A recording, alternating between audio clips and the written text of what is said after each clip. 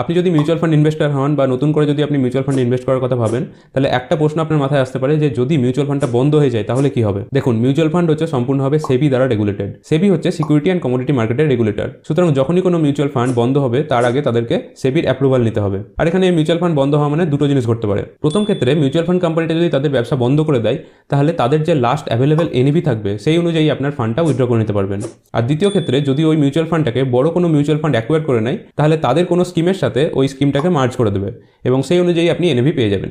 এবার আপনি যদি চান তাহলে নতুন মিউচুয়াল ফান্ডের সাথে কন্টিনিউ করতে পারেন, অথবা আপনি স্কিম থেকে সম্পূর্ণভাবে বেরিয়ে আসতে পারেন। এক্ষেত্রে কিন্তু কোনো রকম এক্সিট লোড থাকবে না। আপনি জিরো এক্সিট লোডে আপনি যদি চান তাহলে মিউচুয়াল ফান্ড থেকে বেরিয়ে আসতে পারেন। এই মিউচুয়াল ফান্ডের 60 বছরেরও বেশি ইতিহাসে এমন কোনো ঘটনা ঘটেনি যেখানে মিউচুয়াল ফান্ড সম্পূর্ণভাবে জিরো হয়ে গিয়েছে। সুতরাং সেই ধরনের কোনো রকম ডাউট আপনার মধ্যে রাখবেন না। আর আপনি যদি সঠিক মিউচুয়াল ফান্ডে লং টার্মের জন্য ইনভেস্টমেন্ট করে বেটার রিটার্ন পেতে চান, তাহলে নিচে দেওয়া হোয়াটসঅ্যাপ নাম্বারে আমাদের জানাতে পারেন। আর এই ধরনের কন্টেন্ট পরবর্তীকালে পাওয়ার জন্য চ্যানেলটি সাবস্ক্রাইব করে রাখুন।